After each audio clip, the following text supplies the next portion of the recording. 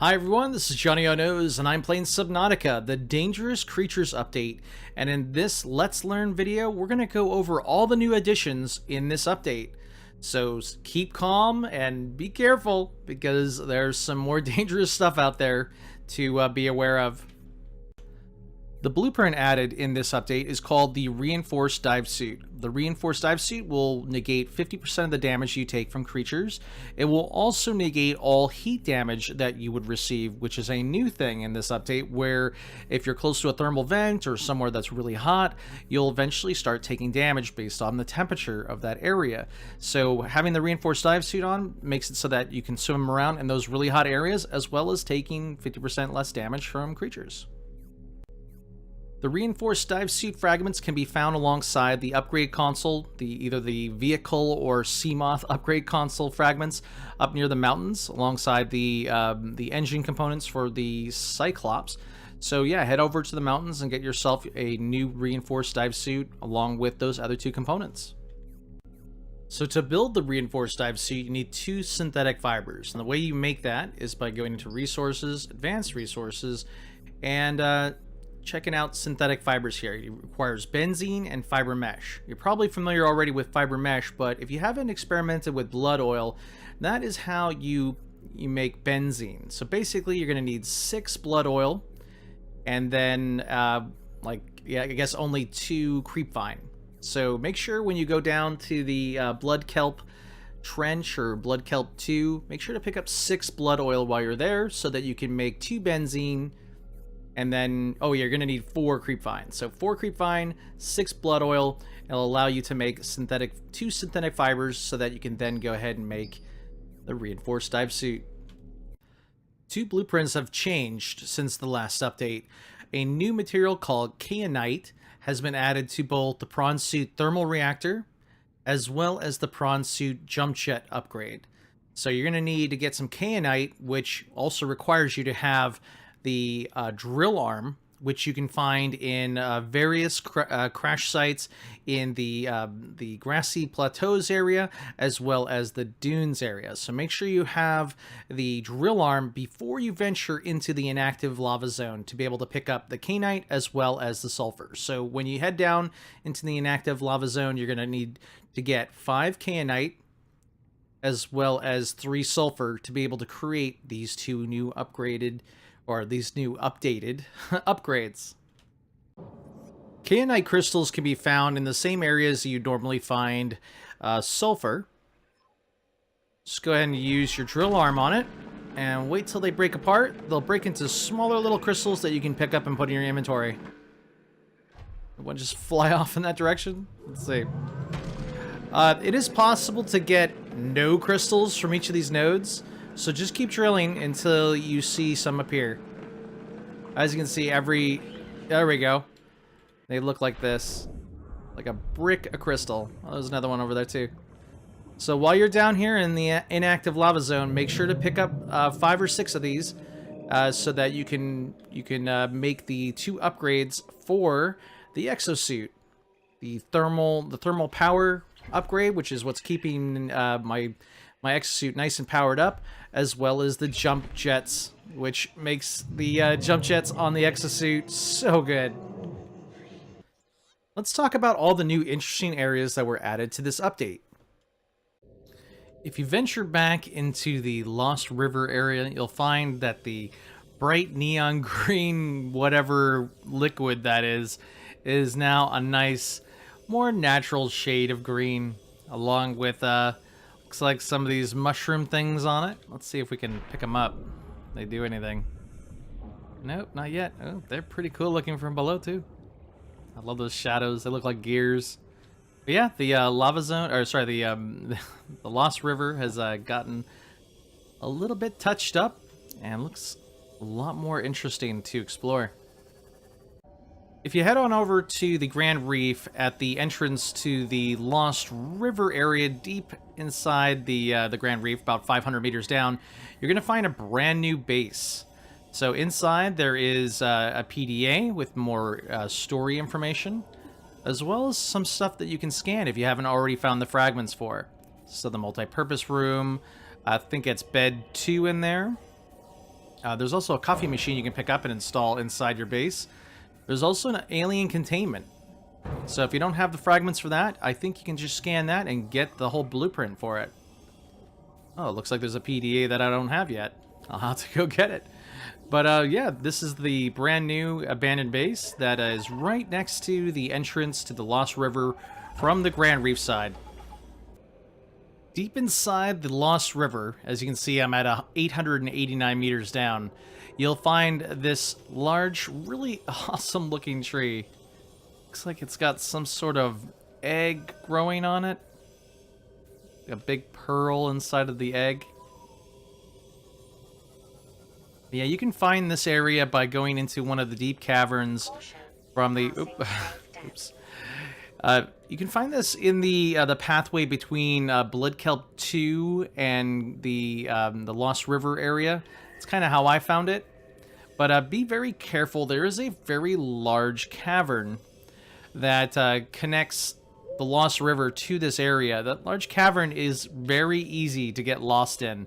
So be sure to put a beacon down where you come in to the large cavern. And I think the cove here is on the west side of the large cavern. That will allow you to be able to find this area. You can see this. There's this super gigantic cavern. Like the sonar doesn't even reach that far. The game doesn't even reach that far. You can't even see the geometry popping in there. There we go. It's starting to pop in now.